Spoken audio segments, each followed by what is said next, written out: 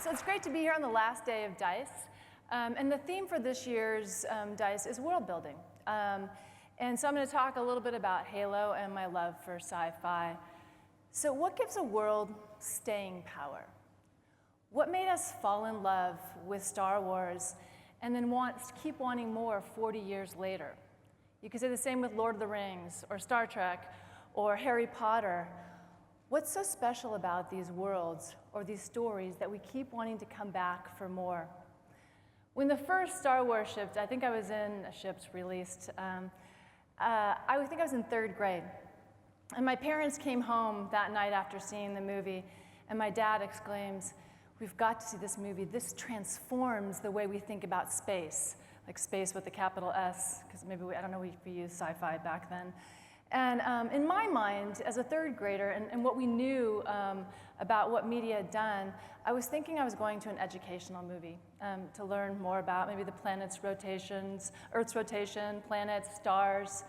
And so when we hit the Cooper, which I don't know if you guys, for those of you that were around at that time, it only released in a few theaters, and in the big theaters. Like back there in the olden days, just like there weren't cell phones, there weren't multiplexes. So there were huge theaters in which we saw this.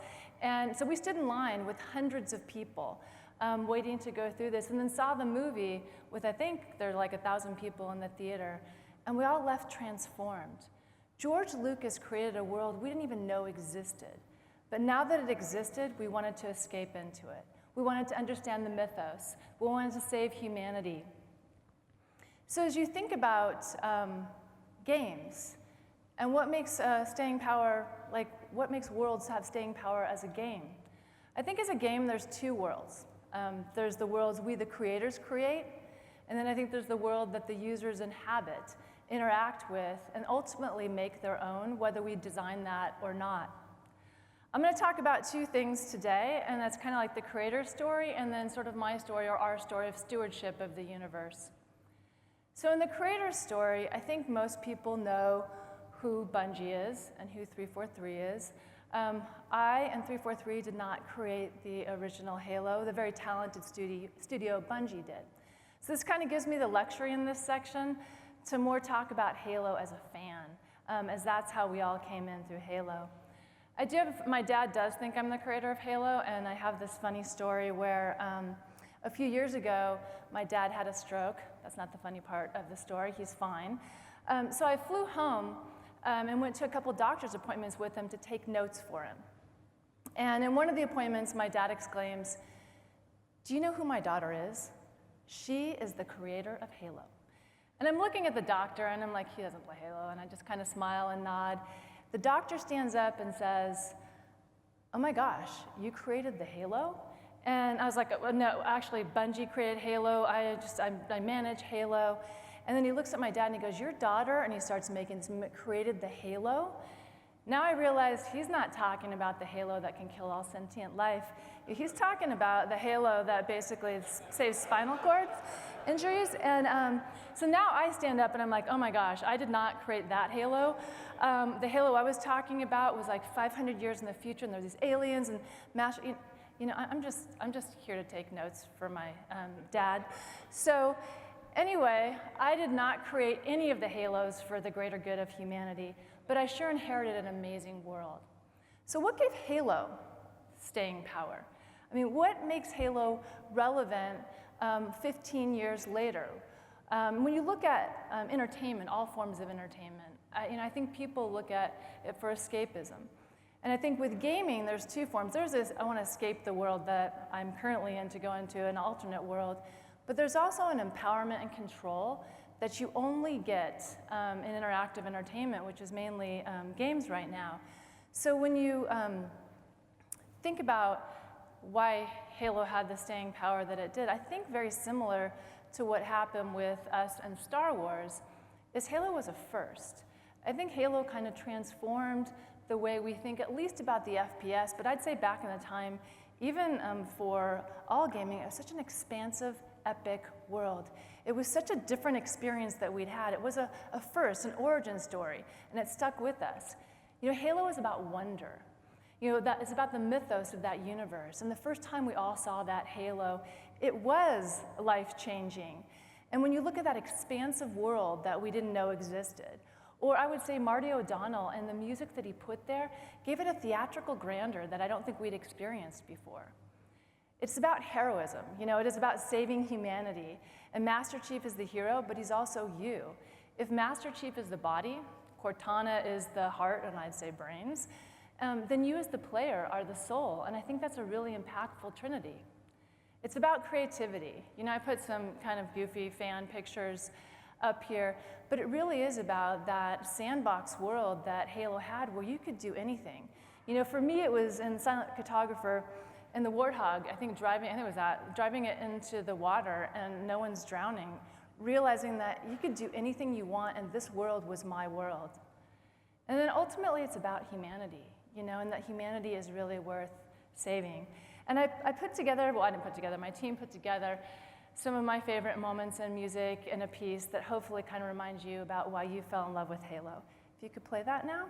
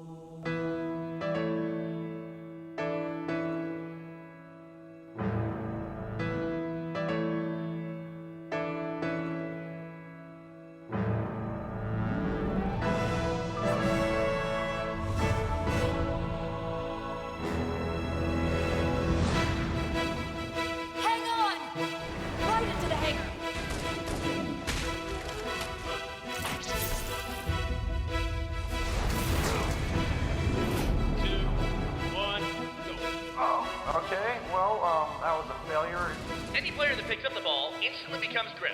Yeah, I'm famous. Oh my god! Epic Halo night. We're not gonna make it. We'll make it. Pull up! Pull up! You did that on purpose, didn't you?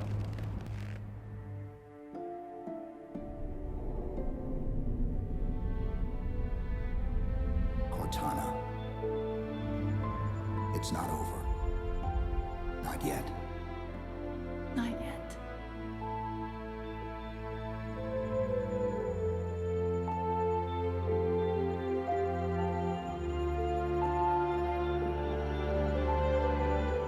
Goodbye, John.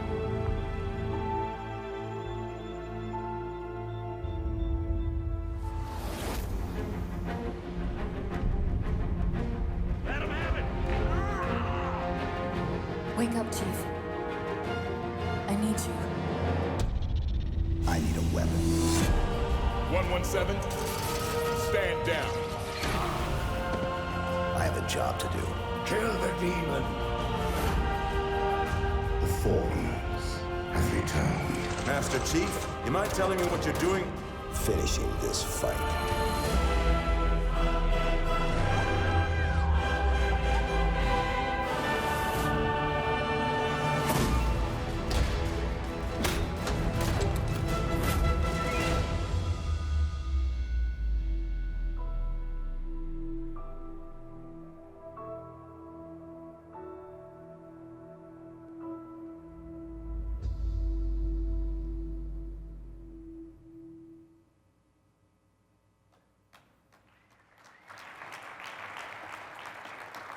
I always love that music. I think it's so emotional. So when the world you own isn't originally your own, I think that the role of stewardship is of paramount importance. In 2007, September 2007, we shipped Halo 3. This is a spoiler alert if you haven't played Halo 3. At the end of Halo 3, the Human Covenant war is over. There's peace. And Cortana and Chief are lost in space. And in the real world, after we shipped Halo 3, Microsoft made an announcement that Bungie and Microsoft Studios were having an amicable separation. So sort of a conscious uncoupling, if you will. And as such, in 2007, I started 343. A lot of questions. Is Master Chief dead or alive? Is this the end of Halo, or is it just the first trilogy? And if you think, like, what would have happened if George Lucas hadn't told any more stories after the first trilogy? And I know all the trolls out there are like, he shouldn't have, the first three were the best.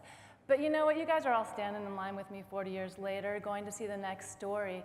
He created a universe worthy of devotion, one in which you can tell hundreds of stories. An interesting thing about, I don't know if fictionally if you knew that, Halo CE through 3 in a fictitious world took place in just a few months in 2552. And so for me, this gave a lot of thought of, what's going on in the rest of the universe? How big is the universe? How much of the universe should we reveal? And these are all the things that we kind of took in with like first steps for thinking about stewardship of the universe. And this is a journey. So I'll tell you a few stories that we've had along the way, what we've done that I think was good, and then some learnings. So in taking over the mantle, I think the first thing was to protect the foundation. And the foundation is the universe. I really do look at the universe as the most important character. I also believe that transmedia plays a critical role in world building. Specifically if you have an FPS, because you can only tell so much story in an FPS. And then I would say for my personal story, which plays into this, 4 weeks before we shipped the first Halo CE, there was an author in Microsoft Studios, Eric Nyland, that wrote The Fall of Reach, which is the backstory, the origin story of Master Chief. And I read the book before I played the game. And the game is amazing without the book. But with the book, the world is bigger. You know, I care about Master Chief and know him as John as well, and it makes the world bigger. So one of the things that we did with 343, and talking with Bungie and some of the learnings they had too, at the time, the game studios only just owned the game. And I felt it was really important in taking over the mantle to own everything in the franchise, you know, from the books, TV, linear, animation, pajamas, whatever, because I think that it's really important to have a universe that is fully connected. And I think this is an incredibly important decision for us, and it changed the way that creatives in our studio work because we work across multiple mediums. And it's also changed the way other studios like Minecraft and Gears go about their franchises as well. So reinforcing the foundation, one of the things, the most important things is keeping a consistent story and experience. You know, if you change the rules or the mythology, even with best intent, users object because they've invested their time in this universe. So as we took over, while we got the code and all the assets, we didn't have the lore of why decisions were made. And Bungie was an amazing partner here. You know, I asked if we could go over and interview a bunch of them, if we could some way encapsulate their 10 plus years of learning, so we could take that forward and hopefully start and make our own mistakes, but hopefully learn from any mistakes or learnings that they had made. And that was a pretty amazing thing for us. In doing so, in that time, Frank O'Connor, who was at Bungie, then came over to 343, purely with the purpose of, he knew we wanted to expand the world beyond the 3 months that the games had currently been in. And so coming in to bound that universe and figure out how big that sandbox is going to be that we could play in going forward. And we did a lot of this with transmedia. I mean, the first thing he did, that Frank's team did, was really sort of patch all the holes. There were a bunch of different fiction holes between games and books.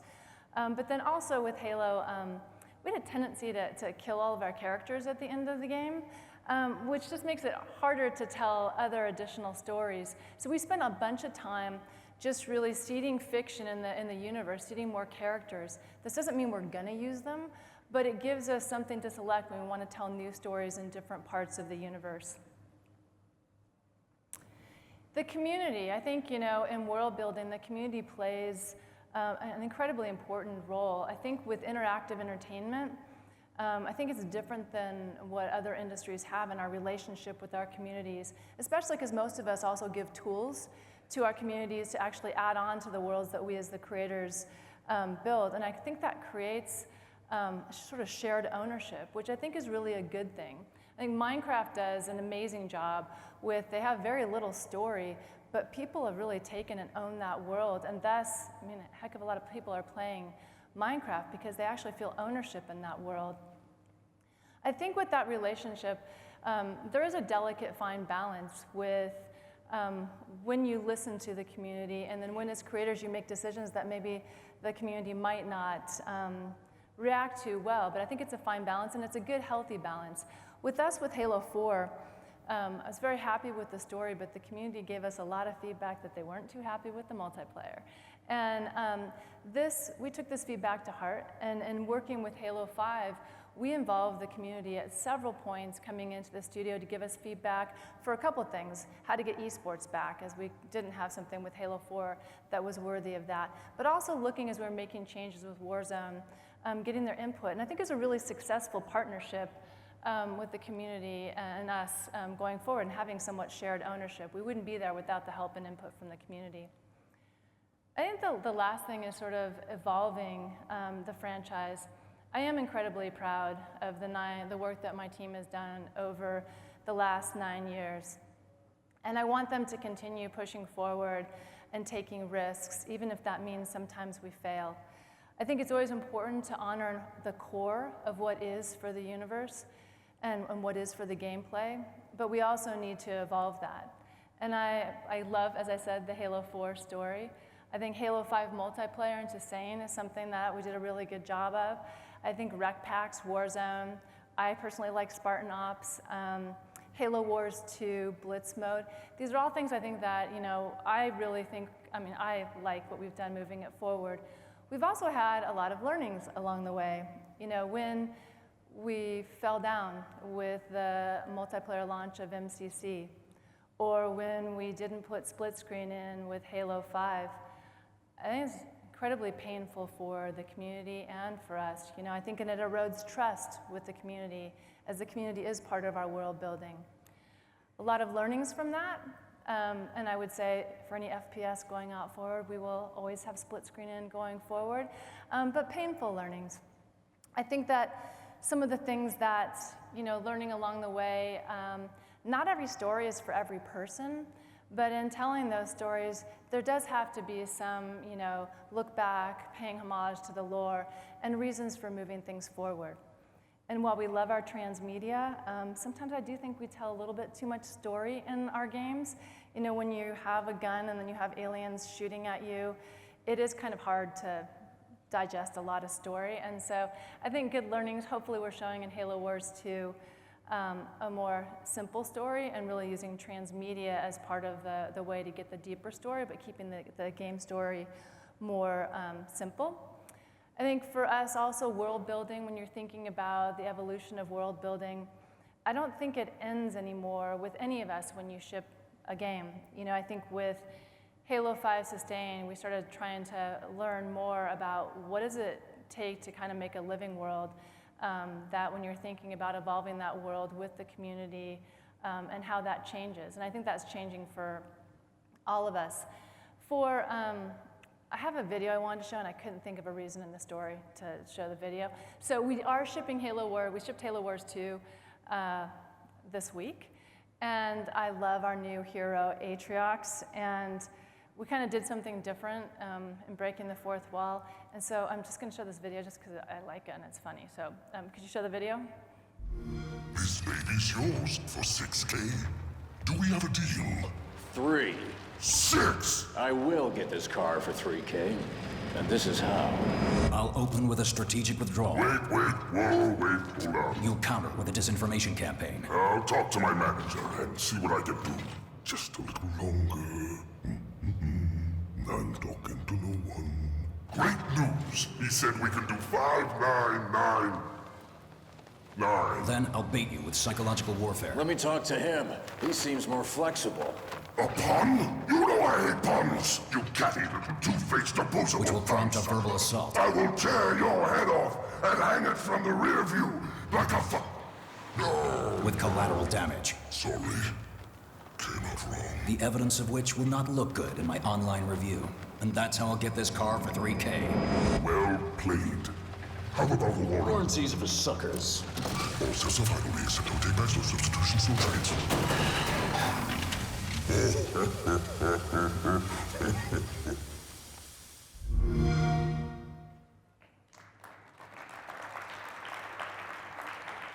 So, in closing, Halo is sacred. The universe is sacred. And I think it's really important after we release each one to take a step back and really think about what are the values of the universe, what do the users expect, and be really deliberate as we evolve and move things forward, because we want this to continue to be a universe worthy of devotion. So thank you.